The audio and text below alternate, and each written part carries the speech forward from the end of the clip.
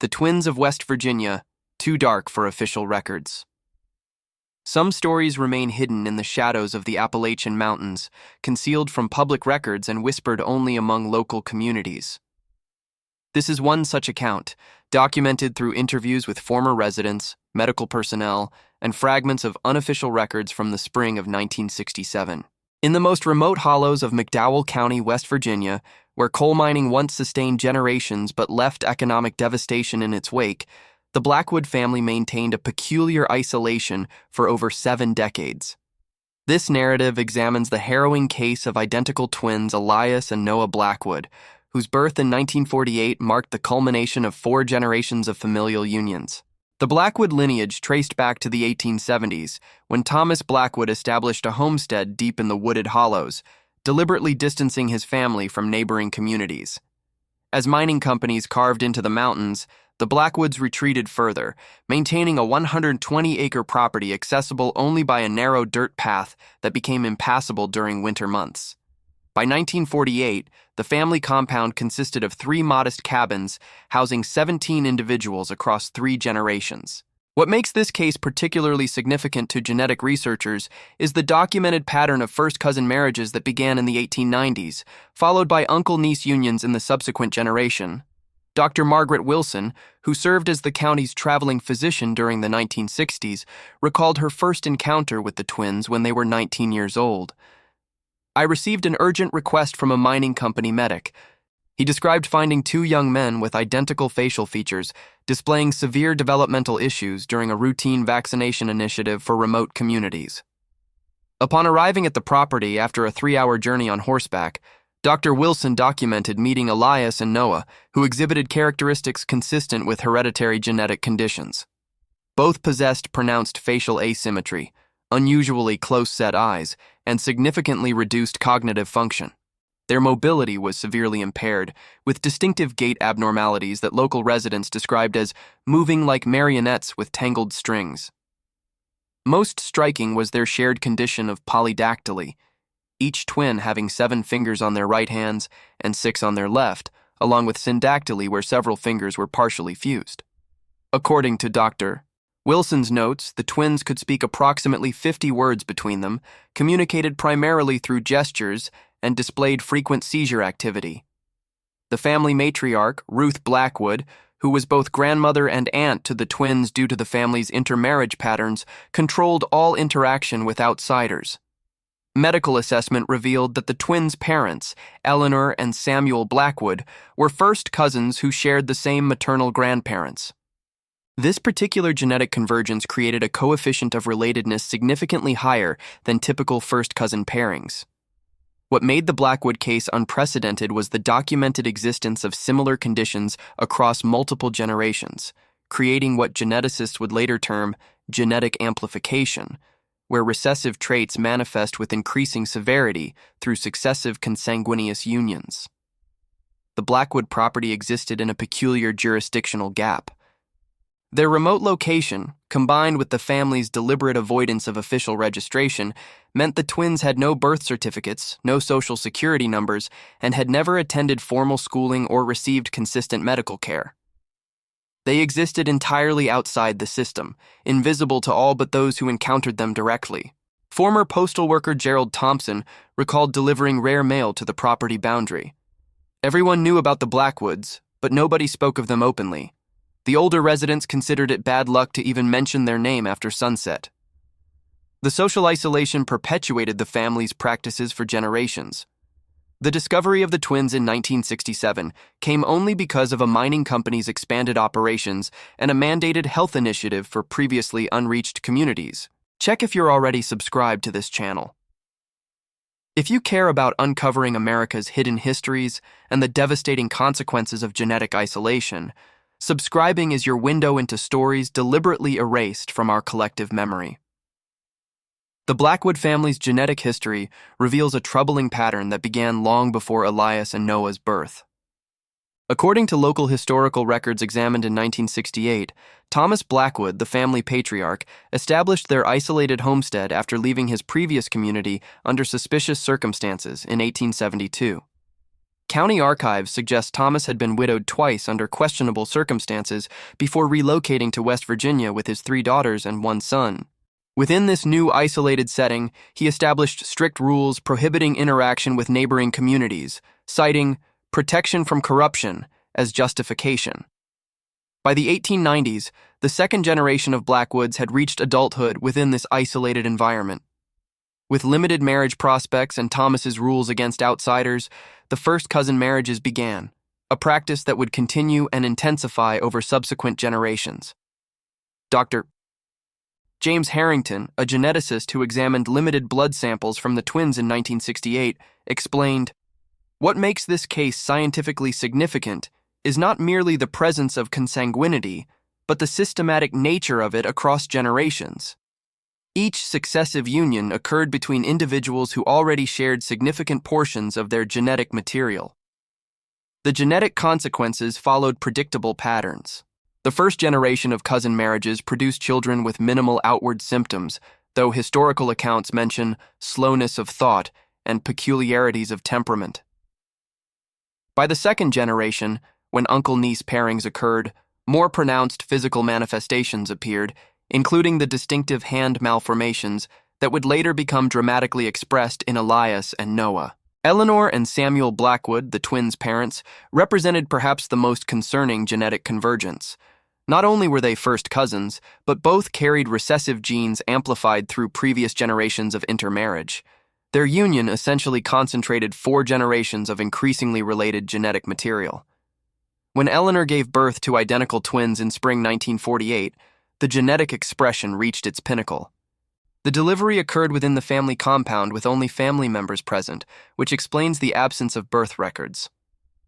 According to Ruth Blackwood's account to Dr. Wilson, the twins were born blue and strange and not expected to survive their first winter. Local folklorist and historian Catherine Murray documented the community's perception of the Blackwood family. Surrounding communities created elaborate explanations for the family's isolation and appearance. Some believed the land itself was cursed from an old mining disaster. Others suggested Thomas had made a deal with supernatural forces. These folklore elements served as cautionary tales to discourage similar practices. The scientific reality, however, was far more straightforward. The family had created a perfect environment for genetic amplification through successive consanguineous unions. Each generation passed down and concentrated recessive genes until the probability of expressing these traits became virtually inevitable. What separated the Blackwood case from other documented instances of consanguinity was the deliberate, sustained nature of their genetic isolation.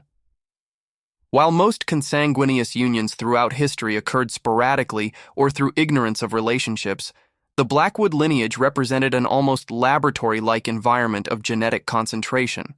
By 1967, when the twins were discovered, they displayed a constellation of symptoms that resulted directly from their genetic heritage. Their identical presentation suggested their condition stemmed from genetic factors rather than environmental causes, although their isolated upbringing and limited nutrition certainly exacerbated their developmental challenges. The twins spent their entire lives within a quarter-mile radius of their birth cabin. Their existence consisted primarily of simple tasks assigned by Ruth: gathering kindling, feeding chickens, and carrying water from the nearby spring.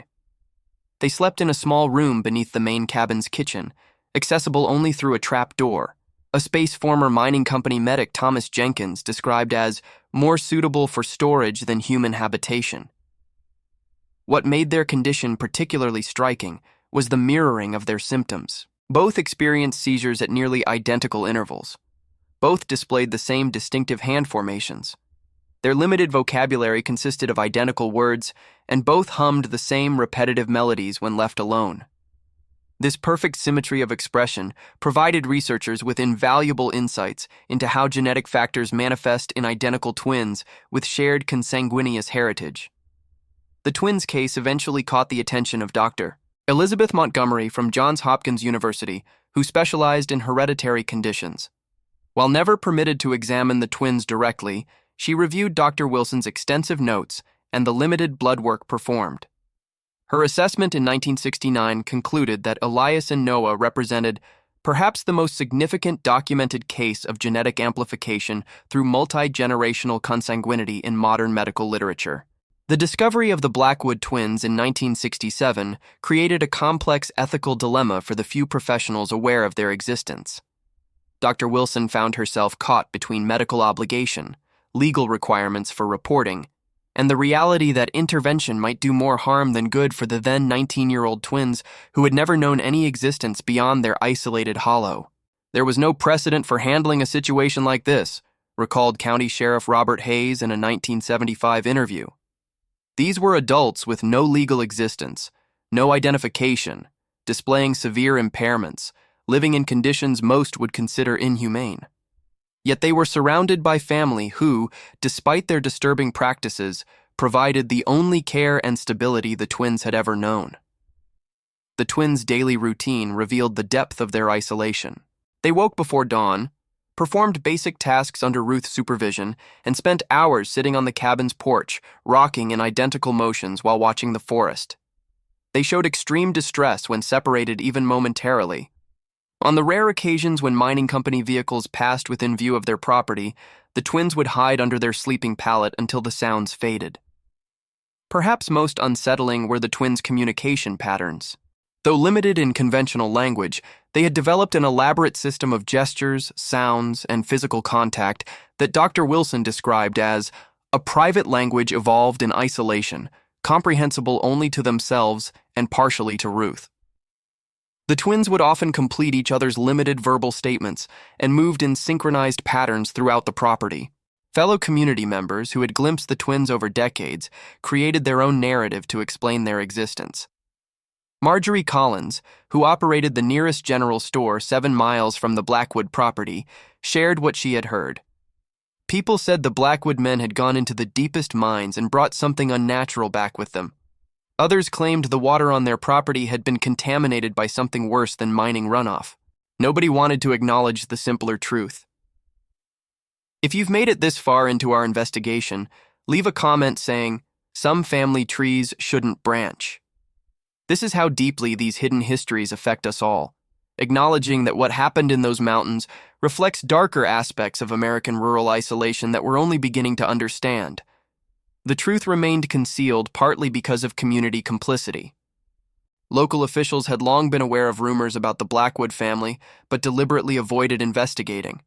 School census takers were told the property was uninhabited. Tax assessors accepted payments through intermediaries without inspecting the property. This systemic avoidance allowed the family's practices to continue uninterrupted for generations. Dr. Wilson made weekly visits to the property throughout summer 1967, gradually earning Ruth's limited trust. Her notes detail the twins' fascinating adaptation to their environment, despite their limitations. Despite severe cognitive impairments, Elias and Noah demonstrate remarkable environmental awareness. They predict weather changes hours before visible signs appear. They've memorized the location of every tree, rock, and stream on the property. When tested with simple puzzles, they display almost no conventional problem-solving ability, yet they've developed complex compensatory strategies for navigating their familiar environment. The ethical questions intensified as Dr. Wilson and the small circle of aware professionals debated intervention options. Removing the twins from their environment could potentially cause profound psychological trauma. Institutional care in 1967 for individuals with their level of impairment often involved conditions no better than their current situation. Legal proceedings would expose both the twins and the broader community to unwanted scrutiny. We considered every option available within the limited framework of 1960s rural health care and social services, explained social worker Patricia Miller in her 1972 notes. The reality was that no good solution existed. The damage of generations couldn't be undone, and the systems meant to protect vulnerable individuals like Elias and Noah simply weren't equipped to address their unique situation. The dilemma faced by these professionals reflected broader societal challenges in addressing isolated communities throughout Appalachia.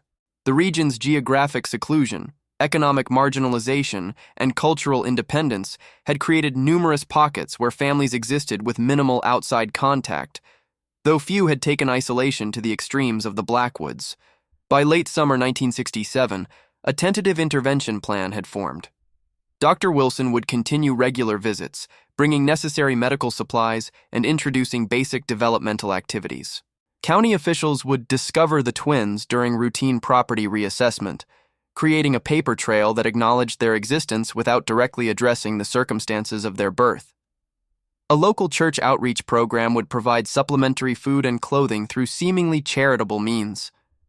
This cautious approach acknowledged the complex reality that immediate dramatic intervention might cause more harm than good. It represented an uncomfortable compromise between medical ethics, legal requirements, and the practical limitations of rural healthcare in 1960s Appalachia. As autumn 1967 approached, the fragile equilibrium surrounding the Blackwood twins faced an unexpected disruption.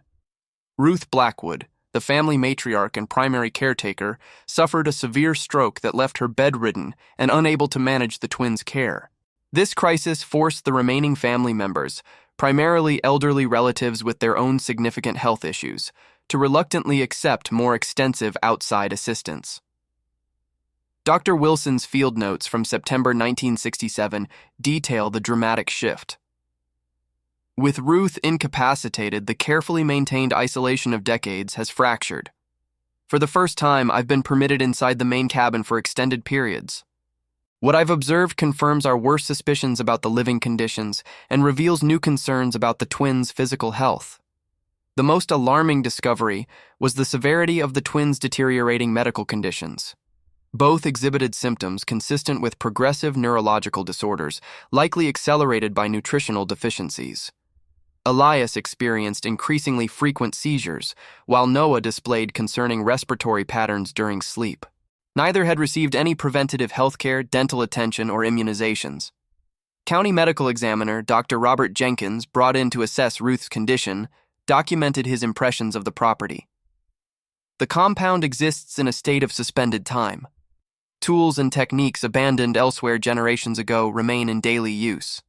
There is no electricity, no running water, no telephone. Medical supplies consist primarily of herbal preparations and decades-old remedies. The isolation is so complete that when I mentioned President Johnson, none of the younger family members recognized the name. The examination of Ruth provided the first opportunity for proper assessment of the twins' blood work, as samples were collected from all family members to determine compatibility for potential transfusion. The results confirmed the degree of genetic similarity within the family exceeded even the theoretical predictions for their known relationship patterns. This medical crisis revealed the broader consequences of the family's isolation. Without Ruth's authoritative presence, long-suppressed family tensions emerged. Competing factions disagreed about allowing outside intervention. Several younger family members, having witnessed the twins' condition throughout their lives, expressed desire to leave the compound, a prospect previously unthinkable under Ruth's control. Anthropologist Dr. Sarah Collins, consulting on the case, noted, "The Blackwood compound represents a unique social system maintained through generational pressure and isolation. With the central authority figure incapacitated, we're witnessing the rapid dissolution of social structures that persisted for nearly a century. The most profound change involved the twins themselves. Without Ruth's constant supervision, they displayed behaviors previously suppressed, including independent exploration of their surroundings and attempts at more complex communication with outsiders." Dr. Wilson observed, "When certain family members are absent, the twins exhibit markedly different behaviors. This suggests their apparent limitations may be partially reinforced by family dynamics rather than solely determined by their genetic conditions." As Ruth's health stabilized but remained severely diminished, county officials faced increasing pressure to formalize intervention. The discovery that neither the twins nor several younger family members possessed birth certificates or any official identification compelled the creation of temporary legal records. This process exposed the extent to which the family had existed outside regulatory systems.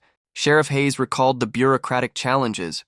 Creating legal identities for individuals who've existed for decades without documentation required extraordinary measures. We essentially had to reconstruct their existence through affidavits, medical records, and testimonies from the few outsiders who had encountered them over the years. By November 1967, the increased presence of medical personnel and social workers had fundamentally altered the Blackwood compound's isolation. Weekly visits became daily interventions. Necessary supplies arrived regularly. For the first time, detailed records documented the twins' condition, development, and unique adaptations to their environment. This transition occurred against the backdrop of broader social changes sweeping through Appalachia in the late 1960s. Federal initiatives targeting rural poverty, expanded healthcare outreach, and increased scrutiny of isolated communities meant the Blackwood situation, exceptional though it was, no longer existed entirely outside regulatory awareness. The genetic legacy continued to reveal itself through ongoing assessment. Dr. Montgomery's analysis in early 1968 confirmed the presence of multiple recessive conditions, amplified through generations of consanguinity. Her report concluded, "The Blackwood case represents a tragic natural experiment in genetic concentration. The twins manifest conditions requiring specific recessive alleles from both parents, alleles made increasingly common in their family line through systematic intermarriage." For the twins, then 20 years old, the winter of 1967-68 brought their first experiences with sustained medical intervention. Basic treatments for seizure management, nutritional supplementation, and dental care produced noticeable improvements in their physical condition. Yet the decades of neglect had created irreversible neurological patterns, and their cognitive development remained severely limited. The spring of 1968 marked a pivotal transition for the Blackwood twins and their family legacy. As the outside world increasingly penetrated their isolated hollow, decisions about their future could no longer be postponed. Ruth Blackwood, partially recovered but permanently diminished from her stroke, could no longer maintain the family's isolation nor provide adequate care for Elias and Noah. The intervention team, led by Dr. Wilson and now including specialists from state agencies, presented their assessment to county officials in April 1968. Their report outlined the stark reality. The twins exist in a precarious state between worlds. They cannot be fully integrated into conventional society given their lifelong isolation and profound limitations.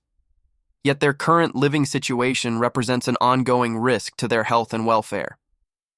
The solution emerged through unexpected collaboration. A specialized residential facility in neighboring Kentucky had recently expanded its services for adults with developmental disabilities.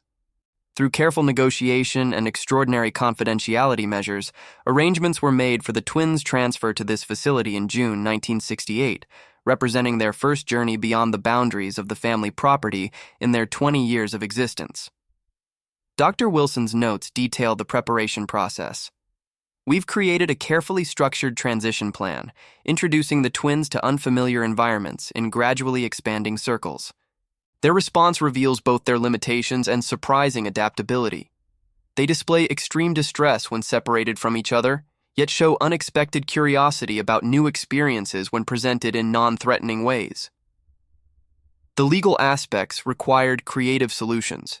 Since the twins had no official existence until recently created temporary records, their case bypassed conventional commitment procedures. A specially appointed guardian ad litem represented their interests, while limited conservatorship was granted to medical professionals rather than remaining family members.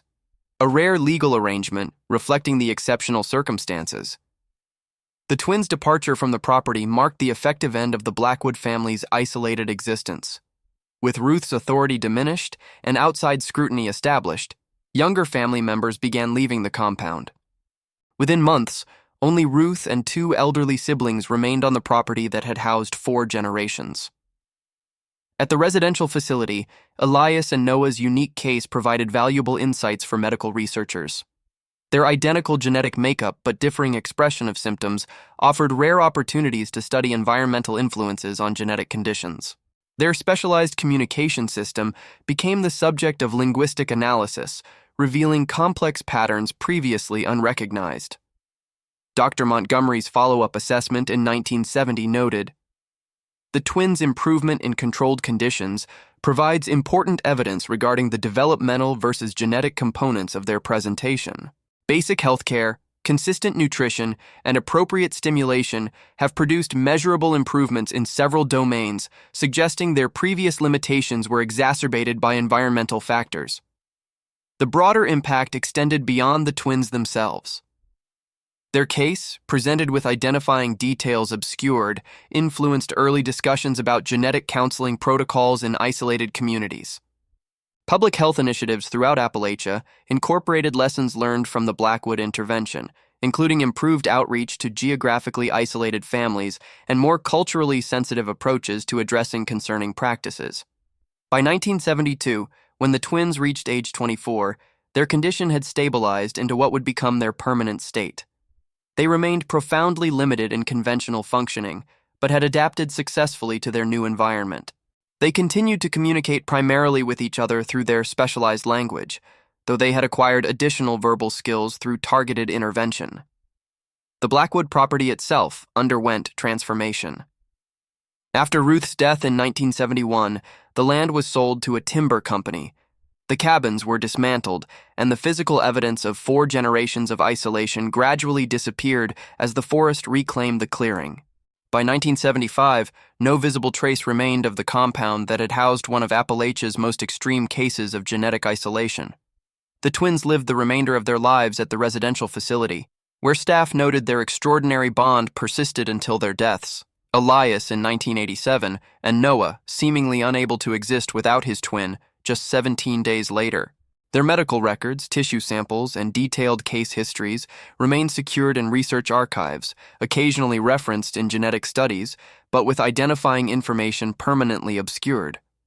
What remains of the Blackwood legacy exists primarily in medical literature, referenced obliquely in genetic studies of isolated populations and in the improved protocols for intervention in remote communities. The family name has largely disappeared from local memory, though older residents of McDowell County still occasionally reference those people back in the hollow as a cautionary tale. If you've watched until here, it's because you value these crucial hidden histories. Leave a comment saying, "I watched until the end," so I can know who truly appreciates uncovering America's concealed past. Subscribe now to ensure you never miss our investigations into the shadowy corners of our shared history. Like this video to help others discover these important stories, and share it with someone who appreciates how understanding our past helps us build a more informed future. The Blackwood case represents more than a medical curiosity or local legend. It stands as a somber reminder of how isolation, geographic, social, and genetic, creates conditions for tragedy across generations. The twins, products of choices made long before their birth, embodied the culmination of a family legacy defined by separation and systematic consanguinity. Their story offers no villains, only victims of ignorance, isolation, and circumstances established generations earlier. In the remote hollows of Appalachia, similar if less extreme patterns of isolation persisted well into the 20th century, creating hidden pockets where practices abandoned elsewhere continued beyond public awareness. What makes the Blackwood case historically significant is not merely the extreme nature of their consanguinity, but how it illuminates broader patterns of isolation throughout rural America. The twins' story, though exceptional in its details, reflects themes repeated throughout remote communities, where geographic isolation, economic marginalization, and cultural separation created conditions for practices that produced profound consequences for subsequent generations.